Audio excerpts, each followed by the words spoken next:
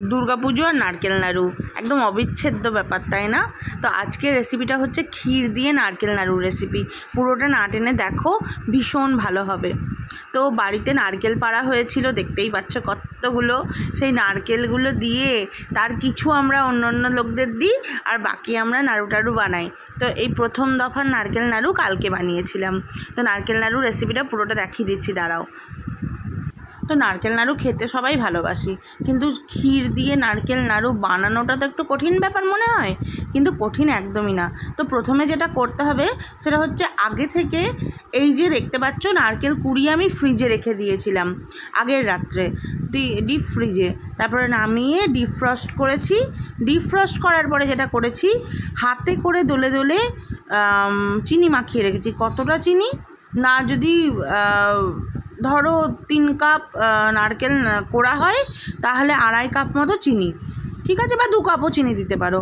তো ওই চিনিটা দিয়ে আগে আমি ভালো করে হাতে দিয়ে দোললে দোললে মেখে রেখে দিয়েছিলাম এক সাইডে। তারপরে কড়াইয়ে দেবো, কিন্তু কড়াইয়ে দেওয়ার আগে আর একটা কাজ করে নিতে হবে। ওই চিনিটা কেন আমরা ওই সময় দিয়েছি জানো, মাখার সময়? তার কারণ হচ্ছে যাতে ওই নারকেলটার মধ্যে ওই চিনিটা ভালোভাবে মানে ঢুকে যায়, প্রত্যেকটা কণায় রসগুলো একদম সুন্দরভাবে হয়ে যায় এবং কম চিনি লাগে ইয়ের সময়, নাড়ার সময়। আর তারপরে যেটা করে নেব সেটা হচ্ছে এই চাঁচি বানানো খুবই ইজি। সেটা হচ্ছে একটু 500 মিলিলিটার মতো দুধ নেবো, যে সেই দুধে করব, জাল দেবো, হালকা মিডিয়াম আঁচে রেখে জাল দিতে থাকবো। যখন জাল দেওয়া শেষ হয়ে যাবে তখন তাতে 2 চামচ দিয়ে দেবো, আমুল দুধ দিয়ে নামিয়ে দেবো। ঘন করে আমি ওটা নামিয়ে রেখেছি। আর তারপরে আর কি, এটা কড়াইয়ে দিয়ে ওই যে মেখে রেখেছিলাম নারকেল কোড়া আর চিনি, সেটাকে এরকম করে কড়াইয়ে দিয়ে নাড়তে থাকবো, সমানে নাড়তে থাকবে, নইলে কিন্তু লেগে যাবে। আর দেখে নেবে যে এই সময়ে চিনির পরিমাণটা কেমন আছে। যদি দেখো যে একদম ঝুড়ো ঝুড়ো লাগছে তাহলে আরেকটু চিনি দিয়ে দেবে, যাতে ওটা রস রস হয়, কারণ পাকাতে সুবিধা হবে। তাতে ঝুড়ো ঝুড়ো হয়ে গেলে নারকেল ঝুড়ো তৈরি হয়ে যাবে, নারকেল নাড়ু হবে না। তো আরেকটু চিনি আমি পরে মিশিয়েছিলাম, দিয়ে এই দেখো সুন্দর একটা টেক্সচার আসছে, দেখতে পাচ্ছ? এই টেক্সচারটা আসারই তোমাদের অপেক্ষা করতে হবে, কারণ এই টেক্সচারটা না এলে মানে নারকেল নাড়ুর যে সৌন্দর্য সেইটা কিন্তু আসবে না। আমি কিছু চ্যানেলেও দেখেছি আর নিজেও রান্না করতে দেখেছি, যে কোনো রান্না হাতে মেখে নিয়ে তারপরে যেহেতু করলে সেটা টেস্টটা আরও ভালো হয়। যেমন আমাদের মাংস আমরা হাতে মেখে ম্যারিনেট করে তারপর রান্না করি, যেমন সুন্দর হয়, এই নারকেল কোড়াটাও আমি চিনি দিয়ে মেখে রেখে থাকার জন্য এটা এত সুন্দর মেল্ট হয়ে যাচ্ছে, আর এত অল্প সময়ে এই জিনিসটা চলে আসছে, মানে সেটা বলার নয়।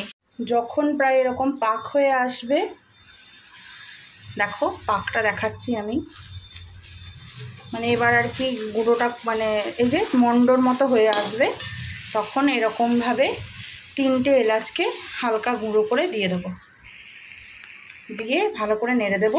এবং এই মুহূর্তেই আমরা চাঁচিটা অ্যাড করছি। এই পুরো চাঁচিটাই এবার ঢেলে দেব।